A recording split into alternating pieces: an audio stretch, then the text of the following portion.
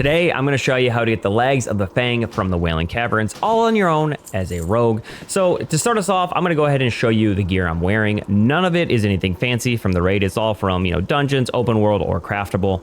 I'm going to mouse over it all for you. In addition to that, you can see my runes, nothing special, saber slash, deadly brew, and between the eyes is what I was using in my pants. Furthermore, here's my spec. It's actually the wrong spec. I'm an ambush spec right now if I can mess around a world PvP. And I'll show you that just to further drive home how easy this really is. So in order to do it, I'm going to let this play out. Maybe I'll speed it up a little bit. But in order to do it, I walk in the dungeon. I get that buff from the first NPC. And from there, I'm kind of just going to sprint all the way to the river. And the reason I do it that way is I just found it easier than trying to kill or stealth all these. I'm sure there's somebody that does this more efficiently than me, but the way I do will take you about 4 to 5 minutes per run. So once you make it to the river like I am right now, you're going to go ahead and hit vanish, and you're going to go invisible, drop your aggro, pass these 2 mobs, and then once I pass these 2 mobs here, I'm going to uninvisible again just to make up a little bit more time in running. And once I get to the ramp where all the serpents are, I will become invisible again. You kind of have to stay invisible for there on out just so you don't pull aggro.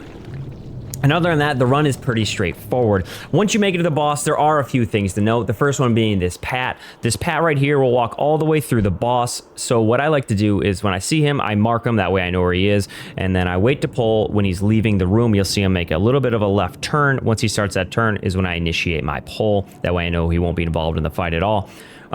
In order to do the fight, it's extremely easy and straightforward. You're going to simply sap the boss and you're going to kill the 2 snakes. Once the snakes die, I like to heal to full and I like to let my energy get full before I pull the boss. A couple things, you don't need anything to kill this boss. You can just fight him straight up. You've seen the gear I did, and I did it that way successfully, but it can get a little tight depending on like crits, if you miss a kick or something like that. So I do enjoy bringing a health potion with me, just a little FYI, but it's not necessary. So it's gonna be a 2-phase fight. The first phase, you're gonna just straight up fight him like normal, and the only thing you're looking for if you don't have an interrupt bar is his lightning hands. I don't know what the ability is called off the top of my head, but some kind of lightning cast, lightning strike. When you see it, just kick it. You don't want that to hit you. He should only do 1 or 2 in the first phase. Once he's 50% or below, somewhere in there, he will go to phase 2, which is when he becomes a serpent. When he becomes a serpent is when I use my evasion because it hits faster and harder. So it's just better then. And from there, it's just burn them down the rest of the way. Once you burn them down, that is it. You can loot them, hopefully get your pants. If not, you can walk straight off the ledge in front of you. It takes you right back down and outside, and just simply click reset. Like I said, it should only take like 4 to 5 minutes. So the big issue you're going to run into is if it takes you more than 5 runs, you're going to have to wait because you can only run a dungeon 5 times an hour.